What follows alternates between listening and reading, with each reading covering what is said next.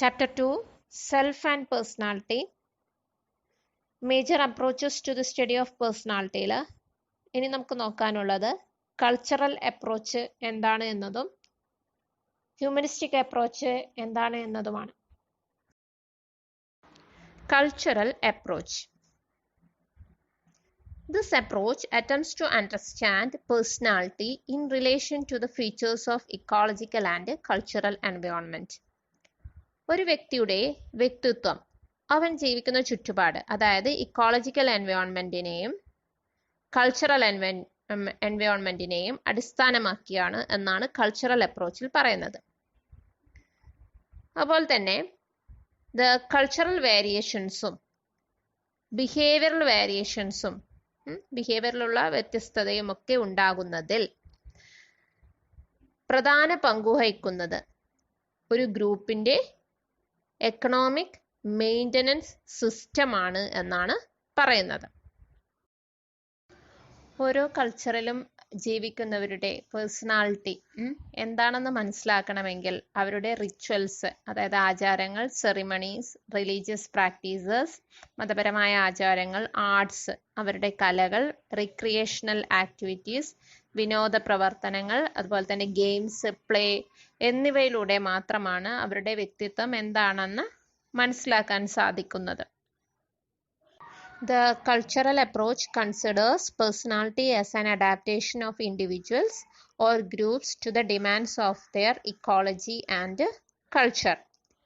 അതായത് കൾച്ചറൽ അപ്രോച്ചിൽ പറയുന്നത് പേഴ്സണാലിറ്റി എന്നാൽ ഒരു വ്യക്തിയോ അല്ലെങ്കിൽ ഗ്രൂപ്പോ അവൻ്റെ ഇക്കോളജിക്കലോ അല്ലെങ്കിൽ കൾച്ചറൽ എൻവയോൺമെന്റിൻ്റെയോ ആവശ്യങ്ങളോട് പൊരുത്തപ്പെടുന്നതിനെയാണ് പേഴ്സണാലിറ്റി എന്ന് പറയുന്നത്. അതായത് അവൻ്റെ പേഴ്സണാലിറ്റി പലപ്പോഴും ഡെവലപ്പ് ചെയ്യുന്നത് ഇത്തരത്തിലുള്ള അവൻ ജീവിക്കുന്ന ചുറ്റുപാട്, അവൻ്റെ കൾച്ചറാണ് പലപ്പോഴും അവൻ്റെ പേഴ്സണാലിറ്റി ഡിറ്റർമിൻ ചെയ്യുന്നത് എന്നാണ് കൾച്ചറൽ അപ്രോച്ചിൽ പറയുന്നത്.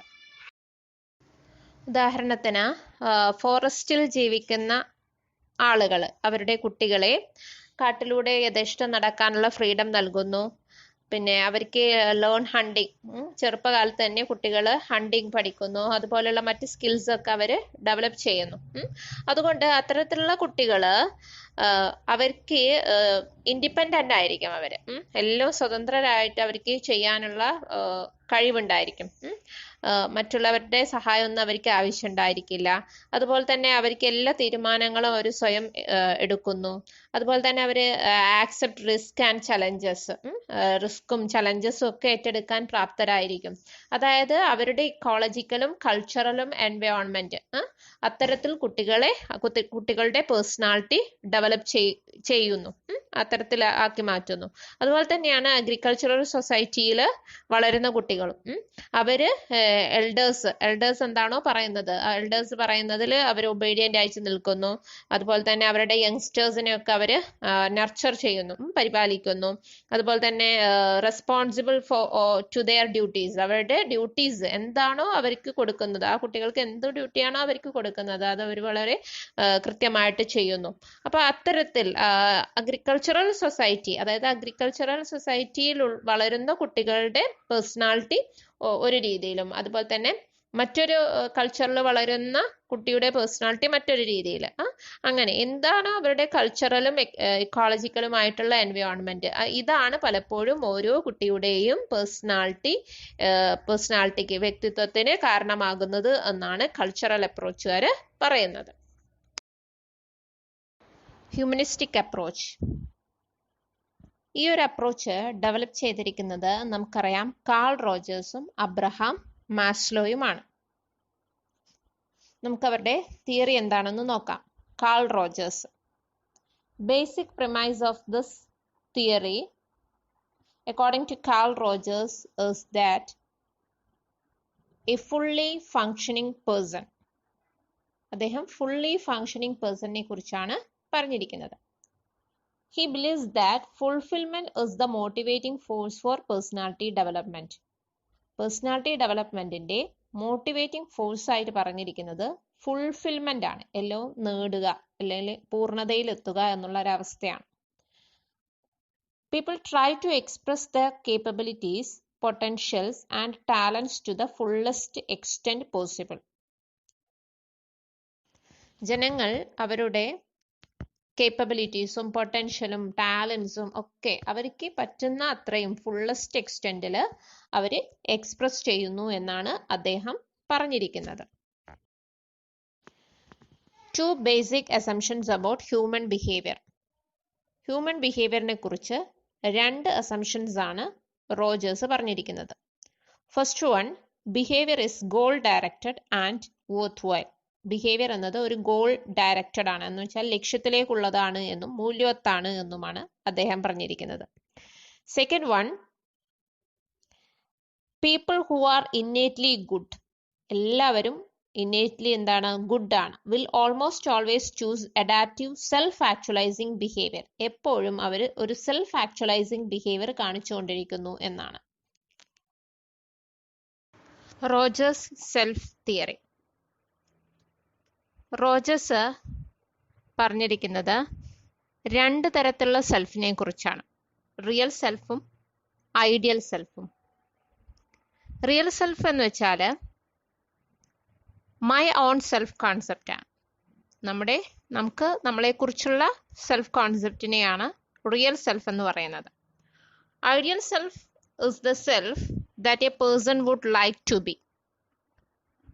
ഒരു വ്യക്തി എന്തായി തീരണം എന്ന് ആഗ്രഹിക്കുന്നതാണ് ideal self. When there is a correspondence between the real self and ideal self, a person is generally happy. അതായത് റിയൽ സെൽഫിന് അനുയോജ്യമായിട്ടാണ് ഐഡിയൽ സെൽഫ് എങ്കിൽ, അതായത് രണ്ടും ഏകദേശം ഒരുപോലെയാണ് എങ്കിലാണ് ആ പേഴ്സൺ ഹാപ്പി ആയിരിക്കും. Discrepancy between the real self and ideal self often results unhappiness and dissatisfaction. അതായത് റിയൽ സെൽഫും ഐഡിയൽ സെൽഫും തമ്മിൽ പൊരുത്തമില്ലായ്മ ഉണ്ട് എങ്കിൽ, രണ്ടും രണ്ടാണ് എങ്കിൽ, അത് പലപ്പോഴും അൺഹാപ്പിനെസ്സിനും ഡിസാറ്റിസ്ഫാക്ഷനും കാരണമാകുന്നു. അതായത് ഒരു വ്യക്തിയുടെ സെൽഫ് കോൺസെപ്റ്റും അവനുണ്ടായിരിക്കുന്ന എക്സ്പീരിയൻസും ഏകദേശം കൺഗ്രുവൻസിലാണ്, അതായത് സമാനമാണ്, രണ്ടും ഏകദേശം ഒരുപോലെയാണ് എങ്കിൽ ആ വ്യക്തി വെൽ അഡ്ജസ്റ്റഡ് ഇൻഡിവിജ്വൽ ആയിരിക്കും. രണ്ടും രണ്ടാണ് എങ്കിൽ, അതായത് സെൽഫ് കോൺസെപ്റ്റ് പോലെയല്ല അവനുണ്ടായിരിക്കുന്ന എക്സ്പീരിയൻസ് എങ്കിൽ, അതായത് രണ്ടും തമ്മിൽ പൊരുത്തക്കേടുണ്ട് എങ്കിൽ, ഇൻകൺഗ്രുവൻസ് ആണ് എങ്കിൽ, ആ വ്യക്തി പുവർലി അഡ്ജസ്റ്റഡ് ഇൻഡിവിജ്വൽ ആയിരിക്കും എന്നാണ് കാൾ റോജേഴ്സ് പറയുന്നത്. Rogers views personality development as A continuous process. Rogers പറഞ്ഞിരിക്കുന്നത് പേഴ്സണാലിറ്റി ഡെവലപ്മെന്റ് എന്നതൊരു കണ്ടിന്യൂസ് പ്രോസസ് ആണ്. He recognizes the role of social influences in the development of self-concept. Self-concept ന്റെ ഡെവലപ്മെന്റിൽ social ഇൻഫ്ലുവൻസസിന്റെ പ്രാധാന്യത്തെക്കുറിച്ചും അദ്ദേഹം പറഞ്ഞിട്ടുണ്ട്. When social conditions are positive, the self-concept and self-esteem are high. Social conditions positive ആകുമ്പോൾ self കോൺസെപ്റ്റും self എസ്റ്റീമും high ആകുന്നു. In contrast, when the conditions are negative, the self-concept and self-esteem are low. Social conditions negative ആകുമ്പോൾ self കോൺസെപ്റ്റും self എസ്റ്റീമും law ആവുകയും ചെയ്യുന്നു. An atmosphere of unconditional positive regard must be created in order to ensure enhancement of people's self-concept. അതായത് ഒരു വ്യക്തിയുടെ self concept വളർത്താനായിട്ട് നമ്മൾ create ചെയ്യുന്ന atmosphere ഒരു അൺകണ്ടീഷണൽ പോസിറ്റീവ് റിഗാർഡ് എൻഷുർ ചെയ്യുന്നതായിരിക്കണം എന്നാണ് റോജർ പറഞ്ഞിരിക്കുന്നത്. അൺകണ്ടീഷണൽ പോസിറ്റീവ് റിഗാർഡ് എന്നുള്ളത് റോജേഴ്സിന്റെ ഒരു കൺസെപ്റ്റ് ആണ്. അദ്ദേഹം അതായത് the total acceptance of the client as he or she is. എങ്ങനെയാണോ ഒരു വ്യക്തി നമ്മുടെ മുന്നിൽ വരുന്നത് അവരെ ടോട്ടലി ആക്സെപ്റ്റ് ചെയ്യുക എന്നതാണ് എന്ത് അൺകണ്ടീഷണൽ പോസിറ്റീവ് റിഗാർഡ്. ഇത് വെച്ചുകൊണ്ട് അദ്ദേഹം ഒരു തെറാപ്പി ഡെവലപ്പ് ചെയ്തിട്ടുണ്ട്. അതിന്റെ പേരാണ് ക്ലയന്റ് സെന്റേർഡ് തെറാപ്പി. റോജേഴ്സിന്റെ തെറാപ്പി പറയുന്നതാണ് ക്ലയന്റ് സെന്റേർഡ് തെറാപ്പി. അബ്രഹാം മാസ്ലോന്റെ ഹൈറാർക്കി ഓഫ് നീഡ്സ് നമ്മൾ ഫസ്റ്റ് ഇയറിൽ പഠിച്ചിട്ടുണ്ട് അല്ലേ? അതുപോലെ തന്നെ അദ്ദേഹം ഇമ്പോർട്ടൻസ് കൊടുത്തിരിക്കുന്നത് അറ്റൈൻമെന്റ് ഓഫ് സെൽഫ് ആക്ച്വലൈസേഷൻ ആണ് അല്ലേ? A state in which people have reached their own fullest potential എത്തുന്ന ആ ഒരു സ്റ്റേറ്റിനെയാണ് സെൽഫ് ആക്ച്വലൈസേഷൻ എന്ന് പറയുന്നത്. അപ്പോൾ നമ്മൾ ഫസ്റ്റ് ഇയറിൽ പഠിച്ച ഹൈറാർക്കി ഓഫ് നീഡ്സിൽ ഏറ്റവും ബേസിക് നീഡായിട്ട് പറഞ്ഞിരിക്കുന്നത് ഏതായിരുന്നു? Physiological need. ദെൻ അത് സാറ്റിസ്ഫൈ ചെയ്താൽ അടുത്ത നീഡിലേക്ക് പോവുകയാണ് ചെയ്യുന്നത് അല്ലേ?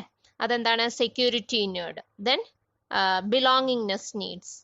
പിന്നെ സെൽഫ് എസ്റ്റീം നീഡ്സിനെയും അതേപോലെ തന്നെ അറ്റ് ലാസ്റ്റ് ആ പേഴ്സൺ എന്തിൽ അറ്റൈൻ ചെയ്യുന്നു? സെൽഫ് ആക്ച്വലൈസേഷൻ നീഡ്സിൽ അറ്റൈൻ ചെയ്യുന്നു.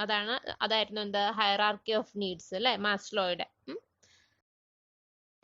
ഇത്തരത്തിൽ നീഡ്സിനെ ഒരു ഹൈറാർക്കി ആയിട്ടാണ് മാസ്ലോയുടെ തിയറിയിൽ അറേഞ്ച് ചെയ്തിരിക്കുന്നത്. ഫ്രം ലോവർ ഓർഡർ നീഡ്സ്, അതായത് survival related needs, to higher order needs, development related needs വരെയുള്ള ഒരു ഹൈറാർക്കി ആയിട്ടാണ് മാസ്ലോയുടെ ഹൈറാർക്കി ഓഫ് നീഡ്സിൽ നീഡ്സിനെ അറേഞ്ച് ചെയ്തിരിക്കുന്നത്.